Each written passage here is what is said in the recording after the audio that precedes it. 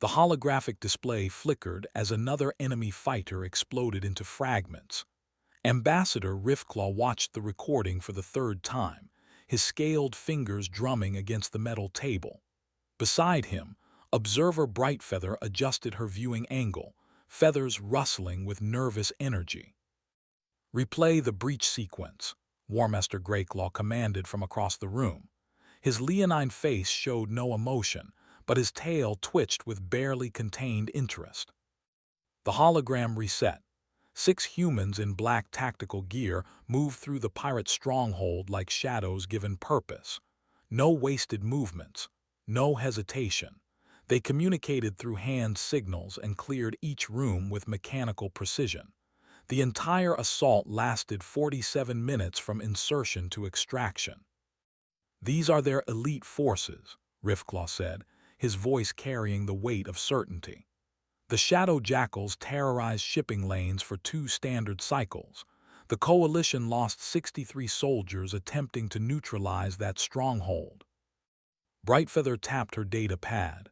Cross-referencing human military structure, these operators belong to what they call Special Forces units, highly selective recruitment, years of specialized training, enhanced equipment. Greyclaw leaned forward. "How many of these units does Earth possess?" "Unknown. Human military doctrine maintains operational security around exact numbers." Brightfeather's feathers flattened against her head. "However, based on population ratios and training requirements, I estimate no more than 0.03% of their total military capacity." The Warmaster absorbed this information. So these warriors represent the absolute peak of human combat capability. Correct, the rest of their forces would be standard infantry, basic training, conventional equipment, traditional command structures. Brightfeather pulled up comparison charts, similar to our own regular troops. Riftclaw's communicator chimed. He activated the display, revealing General Hornback's weathered human face. "Ambassador, I trust you received our tactical analysis of the Shadow Jackal operation." "We did. Your special forces performed admirably," Riftclaw said. "Which brings us to our current crisis. The Ravager Horde has mobilized. Our projections show they will strike Coalition supply routes within the next planetary rotation." Hornback nodded slowly. "What level of force commitment are we discussing?" "This is not a surgical strike scenario. We need sustained defensive operations across multiple sectors." Greyclaw's voice carried the frustration of a warrior facing logistics. "We require battalion-strength deployments." A pause stretched across the communication link. Brightfeather noticed Hornback glance at something off-screen before responding. "We can deploy the 3rd Infantry Battalion within 2 cycles. They are currently at full strength." "Infantry?" Riftclaw could not hide his disappointment. "We were hopping for additional special operations support." "Our special forces are already committed to operations in 3 other sectors," Hornback explained. "The 3rd Infantry is what we have available. They are well-trained and combat-ready." Greyclaw exchanged looks with Riftclaw. Both understood the reality. They had witnessed human military excellence, but that excellence came from elite units. Now they would receive average soldiers, standard troops, the kind that every species fielded by the thousands. "We accept Earth's generous offer," Riftclaw said diplomatically. "Transmit arrival coordinates and logistical requirements." The communication ended. Brightfeather was already calculating force projections. "If we position the human infantry in secondary defensive positions, we can reserve our frontline units for primary engagement zones." "Agreed," Greyclaw said. "We cannot risk Coalition lives based on the performance of human regular forces. Their elite operators were impressive, but infantry is infantry across all species." 2 cycles passed quickly. The transport ships arrived on schedule, their hulls bearing Earth military insignia. Riftclaw, Greyclaw, and Brightfeather observed from the command deck as the vessels docked. "Deployment procedures appear standard," Brightfeather noted, watching troops disembark through the external cameras. No specialized equipment visible, basic combat loadouts.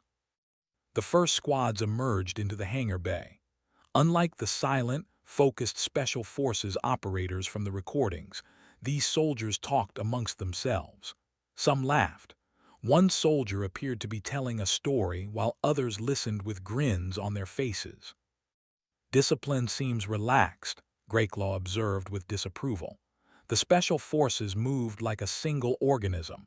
These troops lack cohesion.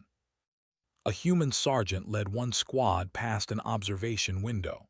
He had a weathered face and moved with the steady confidence of experience, but nothing about him suggested elite status. His soldiers followed in a loose formation, their equipment practical but unremarkable. Riftclaw accessed the personnel files General Hornback had transmitted. Sergeant Dunn, 12 years of service, multiple deployment rotations, standard infantry qualifications. He scrolled further. Lieutenant Kovac, 8 years, platoon leadership course. Again, nothing exceptional. What about this one? Brightfeather pointed to a young soldier adjusting his pack straps. Private Hayes. The file loaded. 6 months since completing basic training. This is his first deployment to Coalition space. Riftclaw felt his optimism sink further. They sent us recruits. In the hangar below, Sergeant Dunn assembled his squad. Listen up. We are guests in Coalition territory. Professional behavior at all times. That means you, Hayes. The young private straightened. Yes, Sergeant. Our alien friends have never worked with human infantry before, Dunn continued. Only our special operations people, so they are going to have expectations. We exceed those expectations through performance, not bragging. Clear. Clear, Sergeant. The squad responded in unison. Lieutenant Kovac approached. Battalion briefing in 30 minutes. Get your gear squared away. He paused, looking at his troops. Also, Greyclaw assigned us to Sector 7, low-priority defensive position. One soldier muttered something about being underestimated. Dunn silenced him with a look. They do not know us yet. Let our work speak.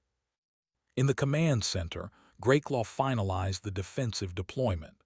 The humans take Sector 7. If the Ravagers probe our perimeter, that position will see minimal action. It allows us to evaluate their capabilities without significant risk. Riftclaw approved the orders. Neither he nor Greyclaw noticed Brightfeather reviewing additional data. The avian observer had begun analyzing human military philosophy documents. Something about their training methodology intrigued her, but she kept the observation to herself. The stage was set. Coalition forces prepared for the Ravager assault with their finest units positioned at critical junctures.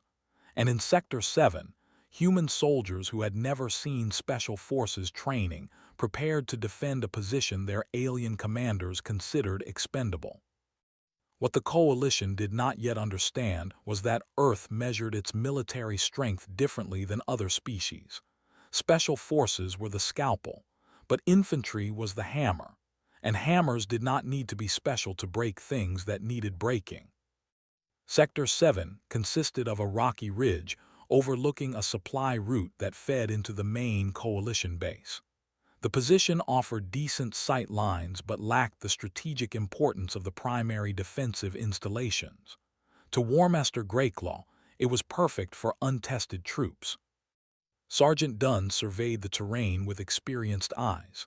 The ridge provided natural cover, but the approach from the valley had too many blind spots. He gathered his squad leaders. Hayes, take your fire team and set observation posts on those 2 outcroppings. I want early warning on anything moving in the valley. Private Hayes nodded and moved out with 3 other soldiers. Corporal Akaffer, the squad's engineer, was already examining the rocky formations. Sergeant, we could reinforce these positions with the equipment we brought. Do it. Make this ridge harder to take than it looks. Lieutenant Kovac established communication with Coalition Command. The protocol was simple. Report contacts, follow defensive doctrine, request support if overwhelmed. Standard procedure that assumed human forces would perform adequately but not exceptionally. In the command center, Brightfeather monitored all defensive sectors through holographic displays. Sector 7 showed routine activity. The humans were setting up fighting positions and establishing fields of fire. Nothing unusual. Nothing impressive. "The Ravagers are moving," Greyclaw announced. Sensor data showed enemy forces probing coalition defenses across multiple vectors, dispatching alert to all sectors. The probe came at Sector 7 3 hours later. Hayes spotted movement in the valley first. Sergeant got contacts. Estimate 20 hostiles advancing through the western approach. Dunn switched to command frequency. Sector 7 to Coalition Command. Enemy contact. 20 hostiles approaching from valley floor. Brightfeather's voice crackled back. Acknowledged, Sector 7. Follow standard defensive protocol. Support available if needed. What happened next made Brightfeather lean closer to her displays. Instead of anchoring to their prepared positions as doctrine dictated, the human squads began moving. Dunn sent one fire team to a flanking position, while another shifted to create a crossfire angle. Hayes and his team stayed in their observation post, but now they had overlapping fields of fire with the relocated units. "Why are they repositioning?" Greyclaw demanded, watching the same tactical feed. "They should maintain their assigned defensive points." Akafar's voice came through on coalition frequency. "Sergeant, the enemy is funneling through that ravine. If we drop those rocks I rigged, we can split their formation." "Do it," Dunn responded. Controlled explosions sent boulders tumbling into the ravine. The Ravager probe force divided, confused by the unexpected obstacle. Half pushed forward while the rest fell back to regroup. "Fire teams, weapons free on the forward elements," Dunn ordered. Human weapons lit up the dusk. The separated Ravager forces took casualties immediately. They tried to return fire, but the human positions offered minimal exposure. Hayes called out targets while Specialist Ibarra marked firing solutions. Private First Class Wung maintained communications. "Second Squad, you have 3 hostiles trying to flank left. Adjust fire 30 degrees. The Ravagers attempted a coordinated rush. It failed. The humans had turned the valley approach into a killing field through terrain manipulation and coordinated fire. When the last hostile retreated, the engagement had lasted 9 minutes. 0 human casualties. 15 confirmed enemy eliminated. 5 retreating. Silence filled the command center. Greyclaw replayed the engagement. They modified the terrain, used explosives to create obstacles, changed positions during active combat. 17 protocol violations, Brightfeather said, her voice distant. She was counting them. They broke established defensive doctrine 17 times. Yet they achieved complete tactical success, Riffclaw observed. No casualties, enemy force neutralized. Greyclaw opened a direct channel to Sector 7. "Sergeant Dunn, this is Warmaster Greyclaw. Your defensive action violated Coalition tactical doctrine in multiple instances." Dunn's voice came back steady. "Yes, sir. The doctrine assumed static defense. The terrain offered better options through active manipulation." "You were not ordered to modify the battlefield." "No, sir, but the mission was to stop enemy forces from advancing through Sector 7.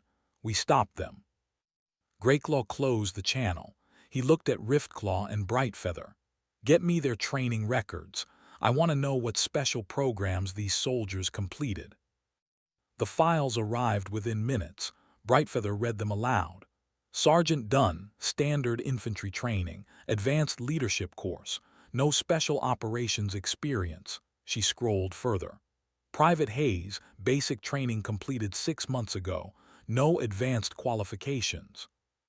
"That is impossible," Greyclaw insisted. "Those tactical decisions required extensive experience." Dunn has 12 years of service, Riffclaw pointed out. Perhaps human infantry accumulates tactical knowledge through deployment experience. Brightfeather pulled up more data, requesting full battalion records. The information flooded her display. She went silent, reading carefully. Finally, she spoke. The average human infantry soldier receives training in multiple tactical roles. Fire team member, team leader, squad leader. They rotate through positions during training. Standard practice, Greyclaw said dismissively. All species do this. Yes, but humans take it further. According to their doctrine, every soldier is trained to make independent tactical decisions. They call it decentralized command. Brightfeather highlighted a section. Their training philosophy states that any soldier, regardless of rank, should be capable of assuming leadership if circumstances require it. Riftclaw understood the implication. So when Sergeant Dunn ordered repositioning, his subordinates understood the tactical reasoning without detailed explanation. More than that, Brightfeather said, Corporal Ockhaffer identified the demolition opportunity independently. Private Hayes coordinated fire solutions without being ordered.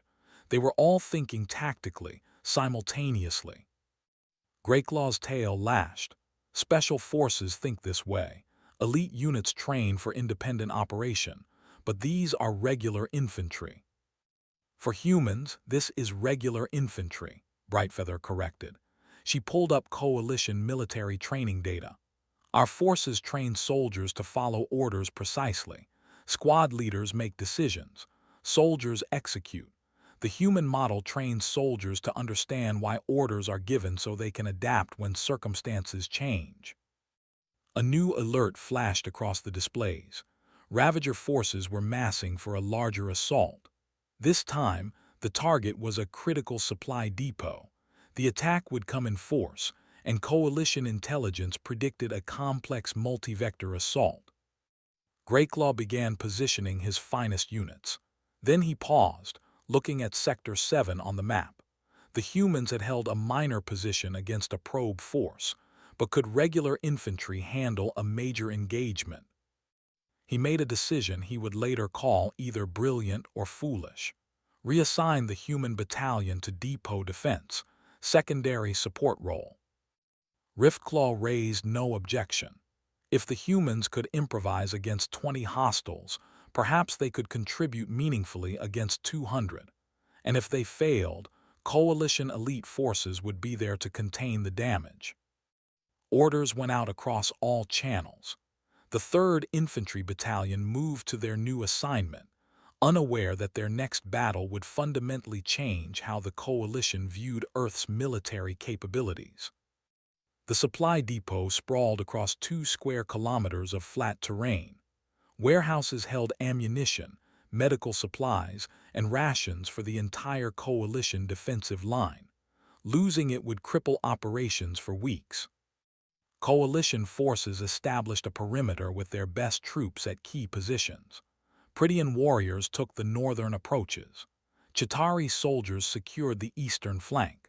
The humans received orders to support evacuation operations and guard the western storage buildings, considered the least likely attack vector. Lieutenant Kovach briefed his platoon leaders.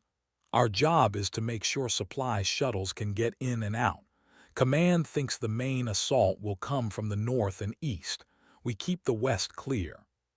Specialist rifleman Patel climbed to a warehouse roof and began mapping sight lines. He had a talent for geometry that translated well to marksmanship.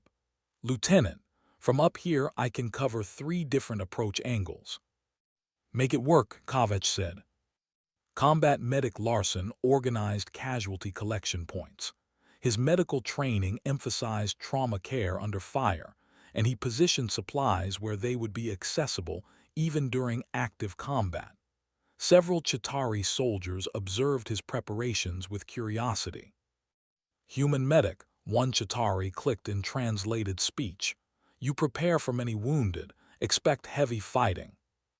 Larson secured a trauma kit to a support beam. I prepare for the worst and hope for the best.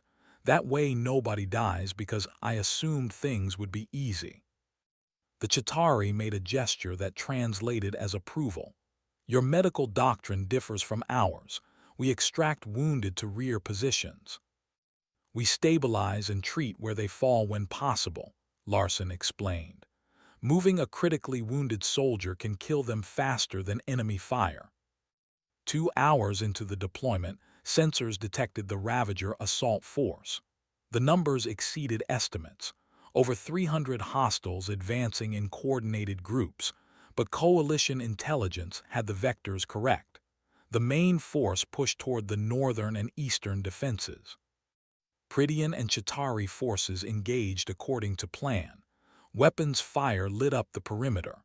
Coalition command monitored the battle, confident their defensive positions would hold. Then everything changed. "Western approach, multiple contacts," Hayes reported from his observation post. His voice stayed calm despite the implications.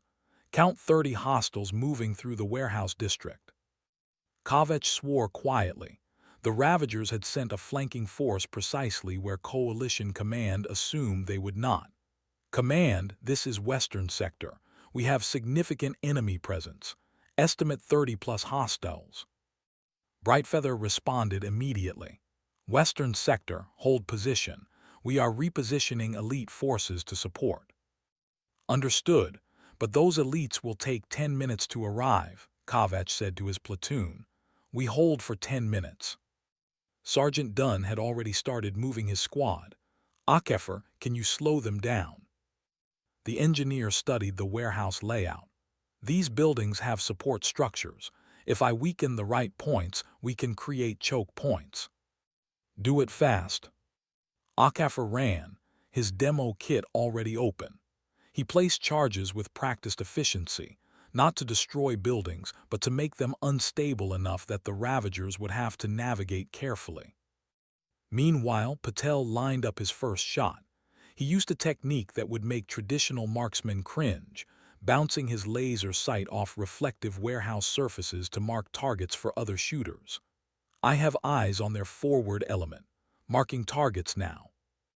Red laser dots appeared on enemy positions from impossible angles. Human fire teams saw the marks and engaged.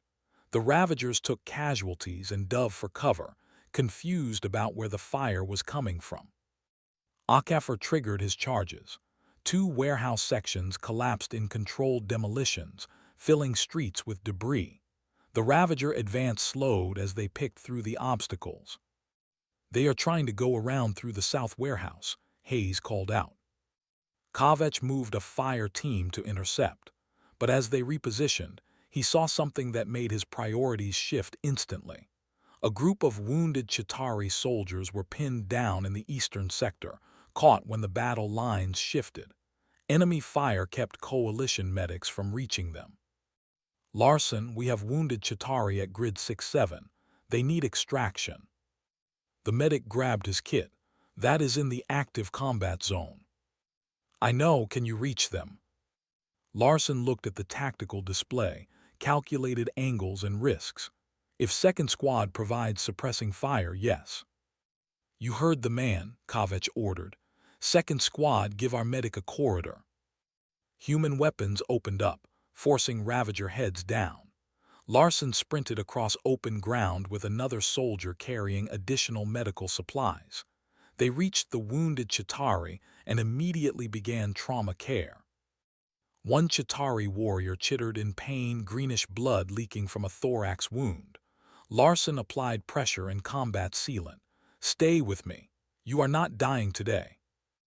Back at the western sector, the evacuation shuttles were trying to land, but enemy fire made the landing zone too hot.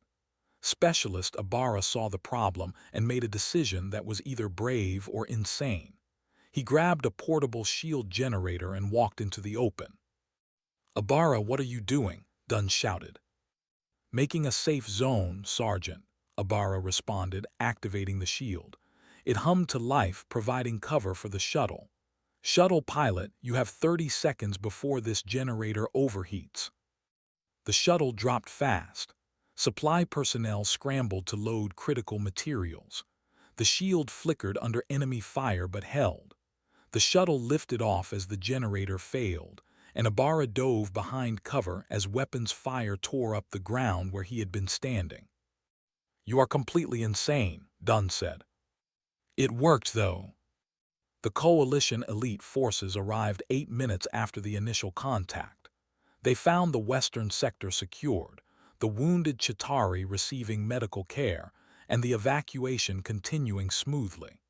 The Ravager flanking force was retreating under sustained human fire.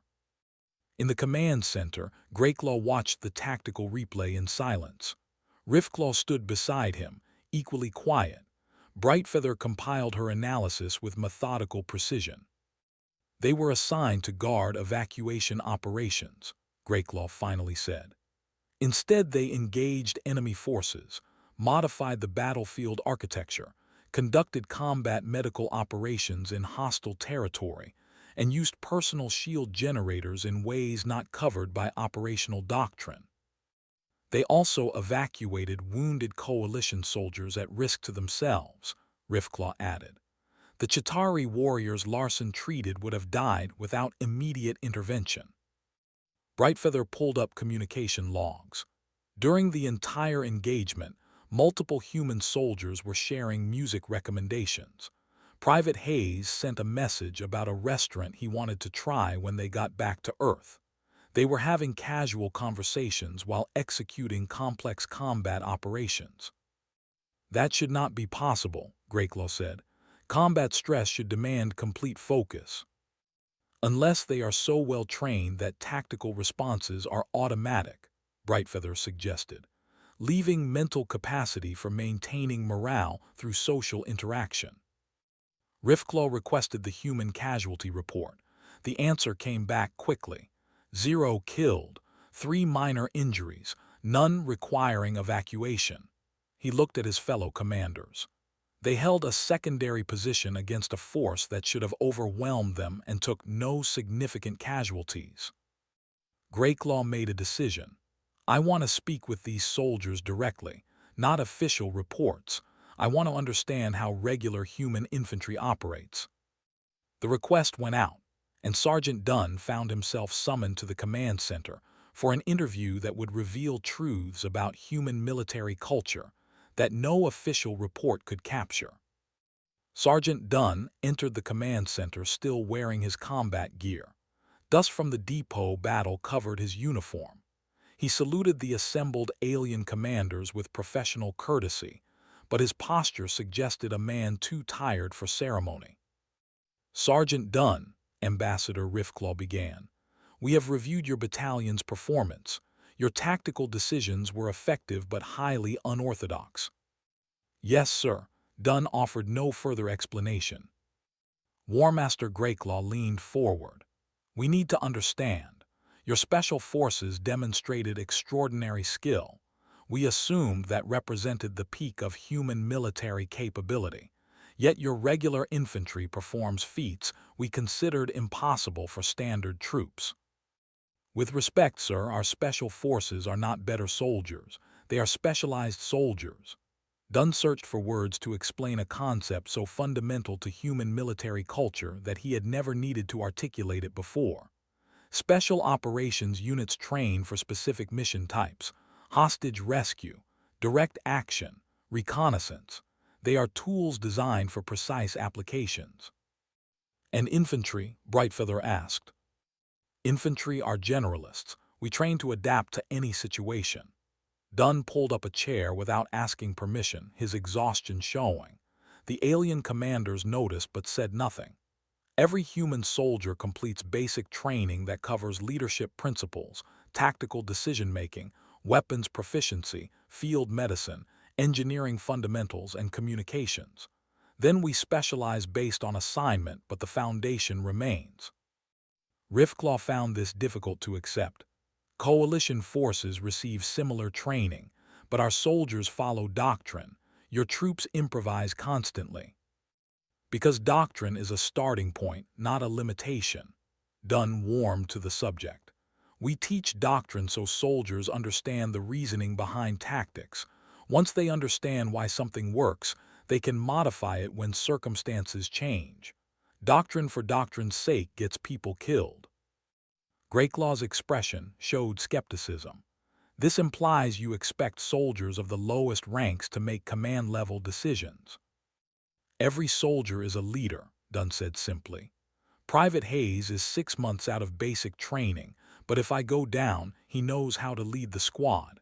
If Lieutenant Kovac gets hit, I can run the platoon. If the whole command structure collapses, Corporal Akaffer can organize a defense using the same principles we all learned. But surely this creates chaos, Riffclaw argued. Without clear hierarchy, how do you maintain unity of effort? We have hierarchy, but hierarchy serves the mission, not ego. Dunn rubbed his eyes. At the depot, Specialist Ibarra used that shield generator.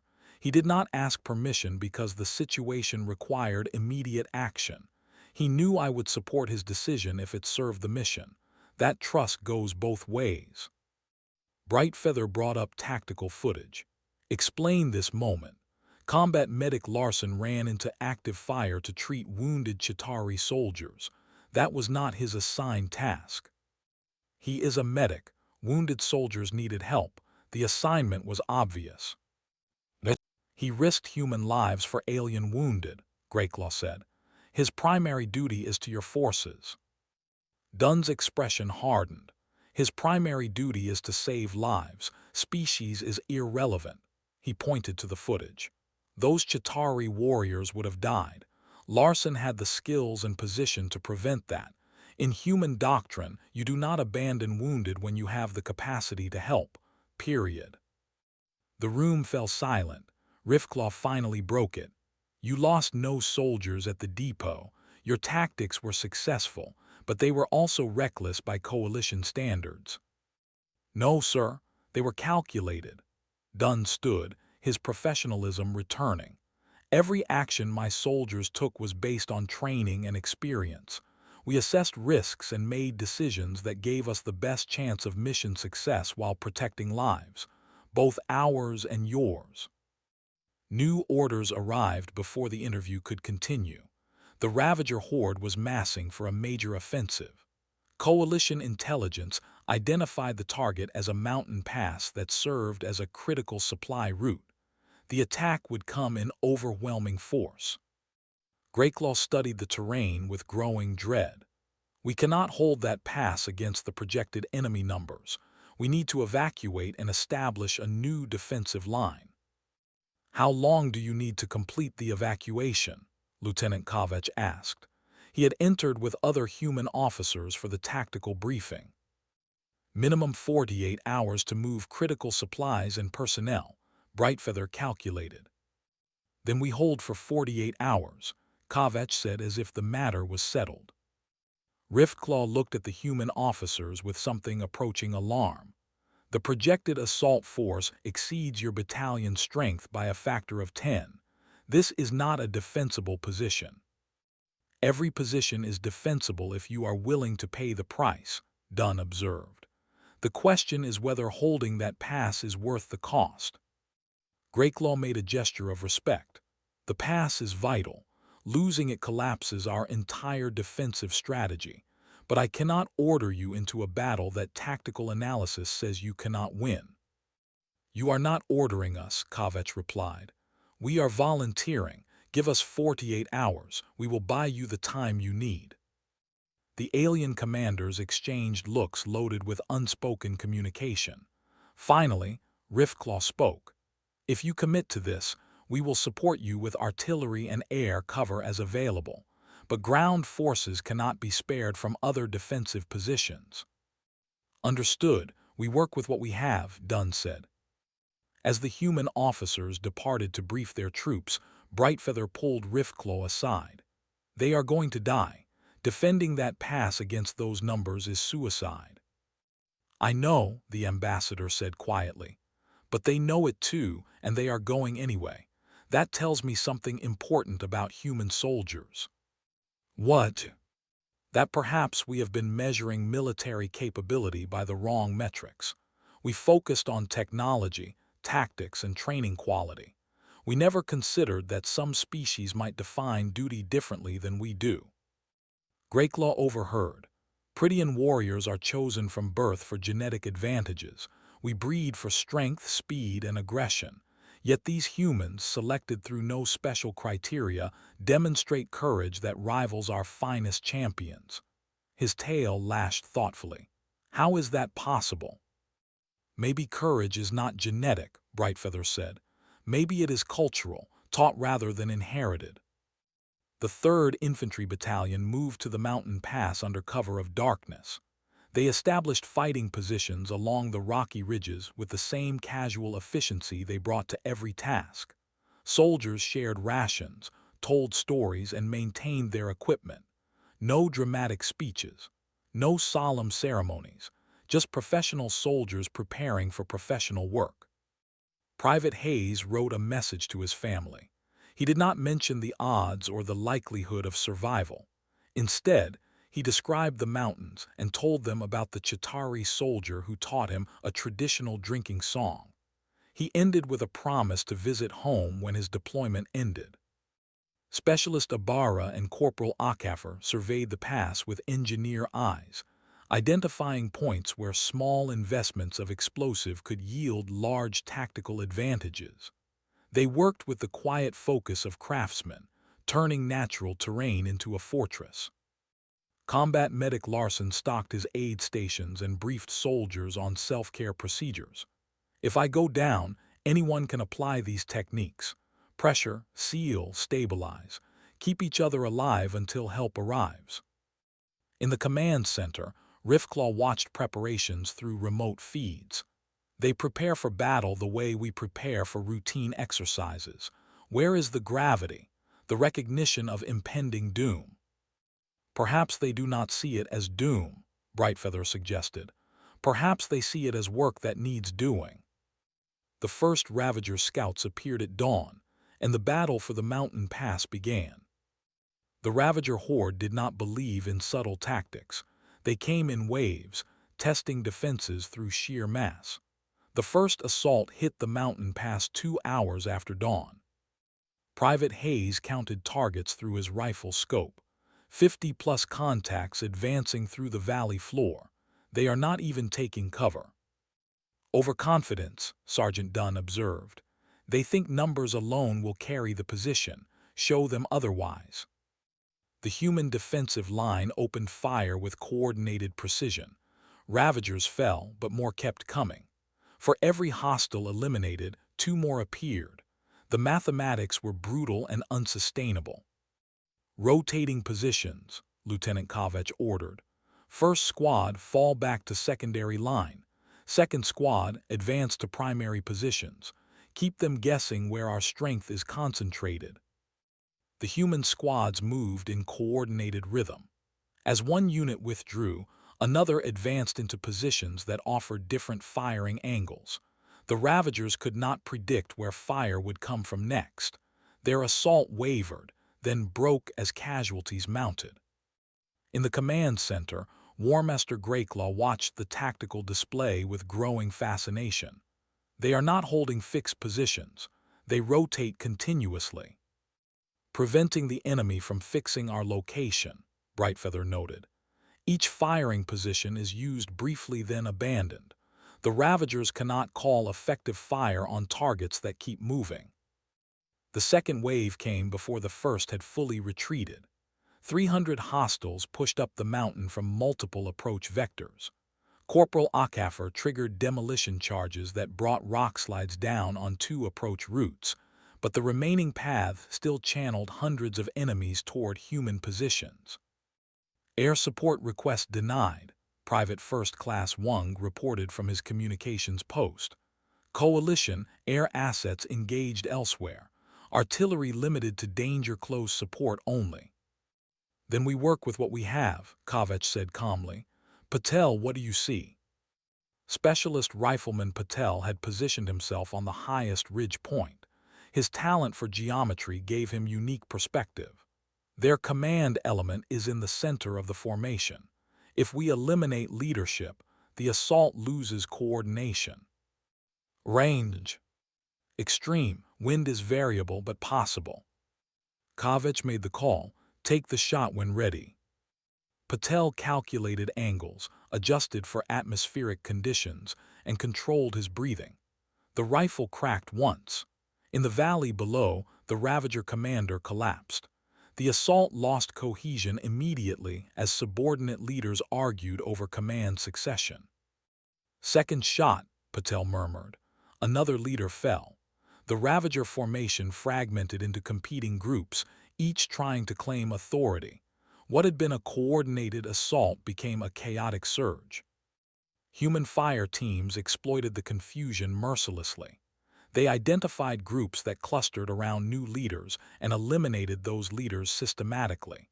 Within 20 minutes, the Ravager assault force was leaderless and demoralized. They retreated, leaving bodies scattered across the mountain. Coalition Command watched in disbelief. They held, Riffclaw said. Against odds of 6-1 they held. And they took minimal casualties, Brightfeather added.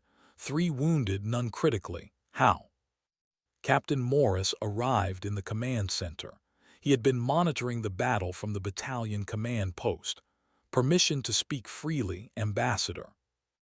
Granted. You keep asking how we do this. The answer is simple.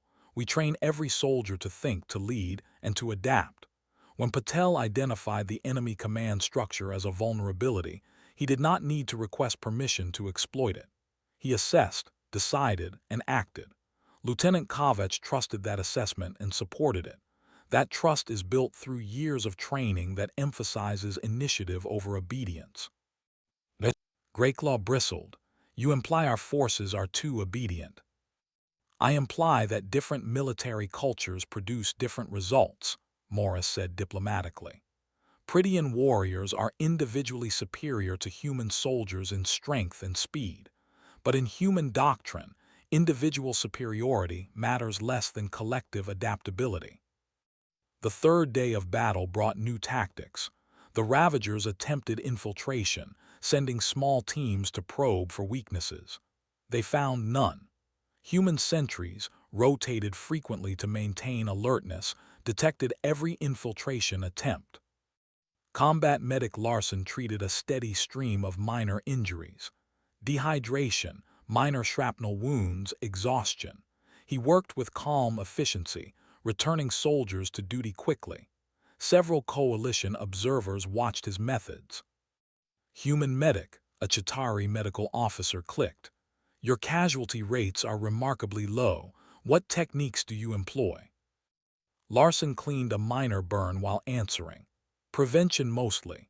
We rotate soldiers through rest cycles even during active combat. Hydration discipline. Mental health checks. Most casualties in extended engagements come from degraded decision-making due to exhaustion. We prevent exhaustion. But the battle continues without pause. How do you rotate when all positions must be manned? Cross-training. Every soldier can fill multiple roles. When a rifleman needs rest, another soldier who is trained in marksmanship takes that position. The defending force never weakens because individuals rest. The system maintains strength. The Chitauri made notes with its multiple limbs. This requires trust that any soldier can perform any role.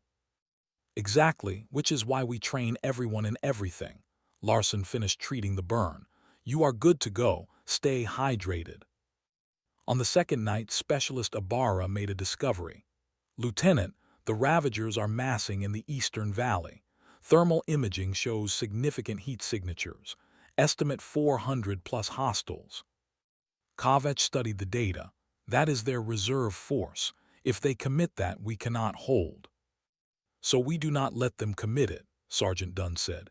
He was looking at the terrain maps with engineer eyes. Ibarra, Akafer, can we trigger an avalanche in that valley? The two specialists examined the geological surveys. Unstable slope, Akafer confirmed.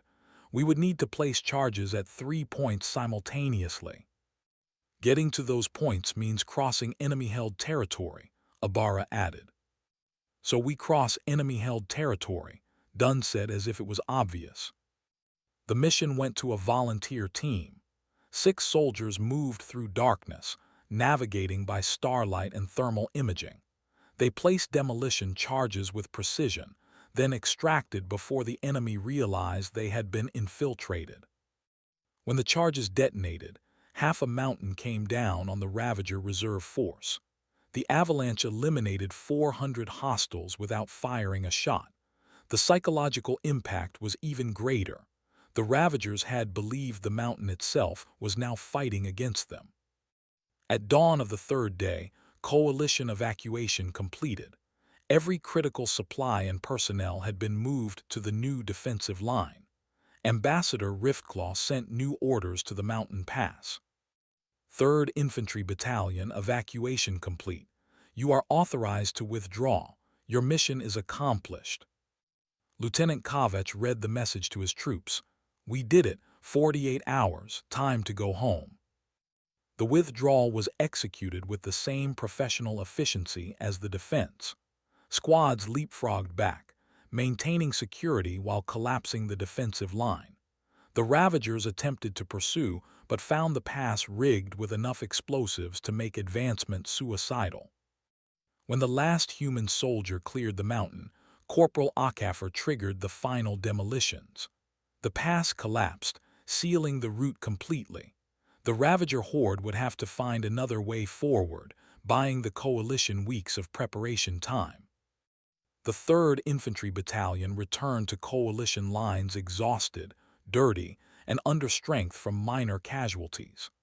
They had held an impossible position through skill, adaptability, and the kind of stubborn determination that defined human infantry.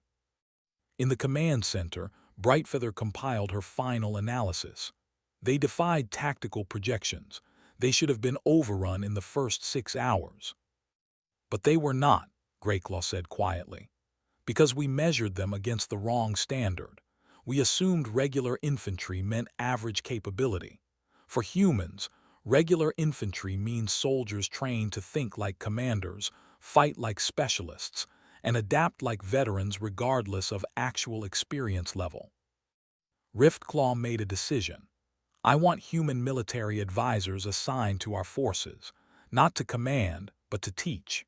If human culture can produce this level of capability in regular soldiers, perhaps our forces can learn those same principles. The request went to General Hornback, who approved it immediately, but he added a note that made Riftclaw reassess everything he thought he understood. Happy to provide advisors, but understand that the 3rd Infantry is not special. Every human infantry battalion is trained to the same standard. What you witnessed is not exceptional for us. It is regular. That word again, regular, but its meaning had changed completely. 3 weeks after the Mountain Pass battle, a crisis emerged that would test whether coalition forces had learned anything from their human allies. A research station on the frontier sent a distress call. Mixed-species scientists, including families, were trapped behind rapidly advancing Ravager lines. The strategic calculus was brutal. Mounting a rescue would require forces needed elsewhere. The station held no military value. Coalition command prepared to write off the personnel as acceptable losses. Warmaster Greyclaw presented the situation in a command briefing. Tactical analysis shows rescue operations would cost more lives than we would save. Recommend we abandon the station. Unacceptable, Lieutenant Kovacs said. The human officer had been invited to coalition planning sessions as part of the new advisory program. 73 people are in that station. We do not abandon people when we have capacity to help. The capacity argument is precisely the problem, Riftclaw countered. We lack sufficient force to guarantee success. The risk exceeds the potential gain. You are calculating wrong, Sergeant Dunn interjected. You measure risk in combat power ratios. We measure it in whether we can live with ourselves after making a decision. Abandoning 73 people, we cannot live with that. Brightfeather studied the tactical map. Even if we attempted rescue, The force composition would be inadequate. We would need troops capable of operating independently behind enemy lines. That requires special forces, which are committed elsewhere. Or it requires regular forces trained to operate independently, Captain Morris suggested. The 3rd Infantry Battalion volunteers for this mission. Silence filled the command center. Then Field Commander Silkwing, the Chitauri officer, spoke. I will commit Chitauri forces to support this operation. The human medic saved my warriors at the depot. Honor demands reciprocation. Greyclaw's tail lashed in agitation, but not from anger, from recognition. Prydian warriors will also volunteer. We have witnessed human tactical methods. It is time we learned by doing rather than observing. The coalition had never attempted a combined species operation at this scale. Different command structures, different tactical doctrines, different communication protocols. Every military planning manual said it would fail. Then we make new manuals, Kovach said. He gathered the assembled officers around the tactical display. Here is how we do this. Human squads will integrate Prydian and Chitauri warriors. Mixed teams. We train together for 48 hours, then we execute. The integrated training began immediately. Prydian warriors struggled with the concept of flexible command. Their culture emphasized hierarchy, with orders flowing from superior to subordinate in rigid chains. No, Sergeant Dunn said for the 10th time. He was working with a Prydian squad leader named Sharpclaw. When I give an order, I expect you to execute it, but if you see a better option, you tell me. Your eyes see things mine miss. Your experience adds value. Use it. Sharpclaw's ears flattened in confusion. In Prydian military culture, questioning orders is insubordination. In human military culture, not speaking up when you have relevant information is dereliction of duty, Dunn countered. I need your input, not your blind obedience. The concept was foreign, but Sharpclaw was intelligent enough to recognize its value. I will attempt this approach. The Chitauri soldiers adapted more quickly.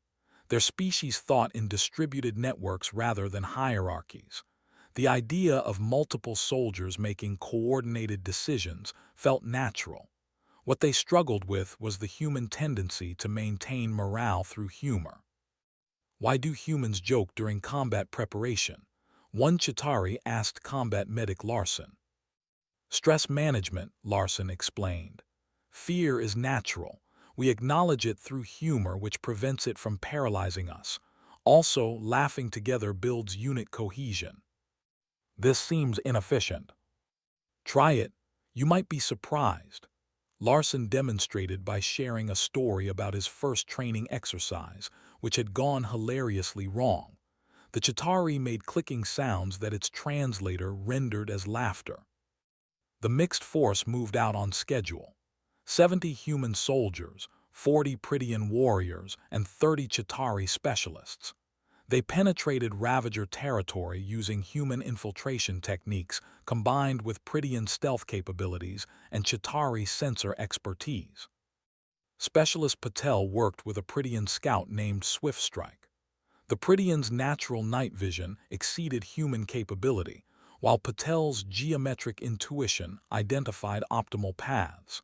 Together, they navigated terrain that should have been impassable. Human Patel, Swiftstrike whispered. I detect enemy patrol ahead, 12 hostiles. Standard doctrine requires we avoid contact. Can we eliminate them quietly? Prydian warriors excel at close combat, but mission parameters prioritize stealth. Patel considered. If we leave them, they might detect our passage and alert others. If we eliminate them, we maintain stealth but risk discovery during the engagement. Your assessment. Swiftstrike's ears perked up. The human was asking for input, treating Prydian expertise as valuable. I assess that elimination carries lower overall risk. I can neutralize 6 targets silently. Can your soldiers handle the remaining 6? Easily, on your signal. The engagement lasted 40 seconds. 12 Ravager sentries died without raising alarm. The mixed force continued, now moving with complete confidence in each other's capabilities. They reached the research station as Ravager forces prepared for final assault. The station's shields were failing. Scientists huddled in the central building, preparing for the end. "Rescue force to station personnel," Lieutenant Kovacs transmitted. "We are here. Prepare for immediate evacuation." The scientists could not believe it. Coalition command had abandoned them. Yet here was a rescue force, outnumbered and deep in enemy territory. Corporal Akafer assessed the situation with Chitauri engineers. "We need to hold this position for 15 minutes while evacuation shuttles arrive. The station's defenses are nearly depleted." "Reconfigure what remains," suggested a Chitauri named Quickmind. "Human creativity combined with Chitauri technical expertise, we extend defensive capability." They worked together, jury-rigging failing systems into something functional. It would not last long, but it did not need to. Just 15 minutes. The Ravagers attacked in force. Over 200 hostiles against the combined rescue team. But the team had learned to fight as humans fought. Not as individuals following doctrine, but as a coordinated organism adapting to circumstances. Prydian warriors held the front line with their superior strength, while human soldiers provided supporting fire from positions that maximized crossfire opportunities. Chitauri specialists manipulated the battlefield through sensor jamming and targeted demolitions. When Greyclaw's position became overrun, human soldiers moved to support without waiting for orders. Private Hayes and Specialist Ibarra established a crossfire that allowed the Prydian warriors to withdraw and reorganize. "This is what you meant," Greyclaw said to Sergeant Dunn during a brief lull, "about fighting for each other first and victory second." "Now you understand," Dunn replied, reloading his weapon. "Victory is the outcome. Taking care of each other is the method." The evacuation shuttles arrived. Scientists and families boarded quickly, but during the final extraction, disaster struck. Hayes took fire while covering the withdrawal. The wound was severe and he collapsed. The entire rescue force stopped. Not just humans. Prydian warriors and Chitauri soldiers formed a defensive perimeter around the fallen human. Combat medic Larson worked frantically while others held the line. "We must withdraw," Sharpclaw urged.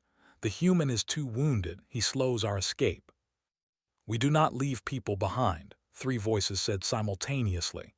Human, Prydian, and Chitauri. They held position until Larson stabilized Hayes enough for transport. Then the entire force withdrew in coordinated fashion, carrying their wounded and refusing to sacrifice anyone. When they reached coalition lines, Ambassador Riffclaw met them personally. The rescue force was battered, exhausted, and under strength, but they had brought back every single person from that research station. 73 civilians, 0 losses. In the medical bay, the combined rescue team refused to separate. Human soldiers sat beside Prydian warriors who conversed with Chitauri specialists. They shared stories, compared techniques, and planned future training. Brightfeather observed this and finally understood what made human regular infantry truly dangerous. It was not their tactics or their training or their adaptability, though all those mattered.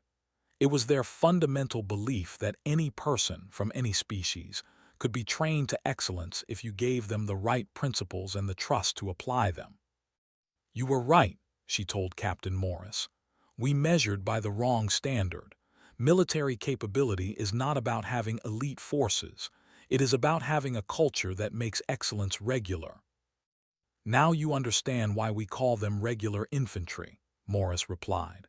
"Special forces are for special situations, but regular forces, they can handle anything because they are trained to believe that any challenge can be overcome if you adapt, cooperate, and refuse to abandon each other." Private Hayes recovered.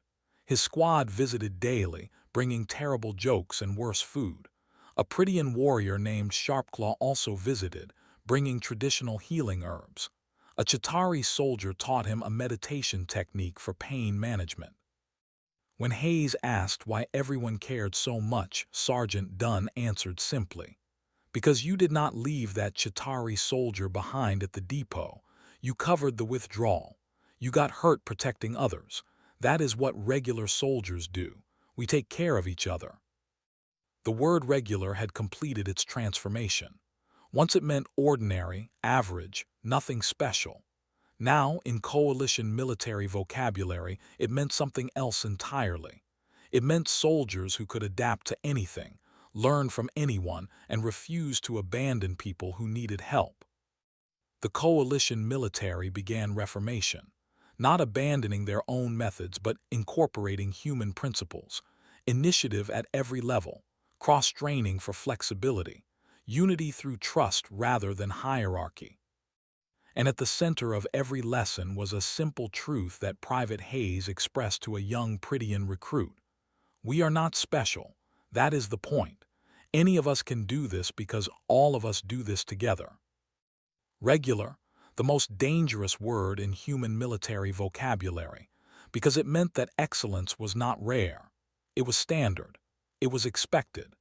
It was what every soldier achieved when trained in a culture that valued adaptability, rewarded initiative, and refused to leave anyone behind. The galaxy had feared human special forces. Then they met the regulars and learned what true strength looked like.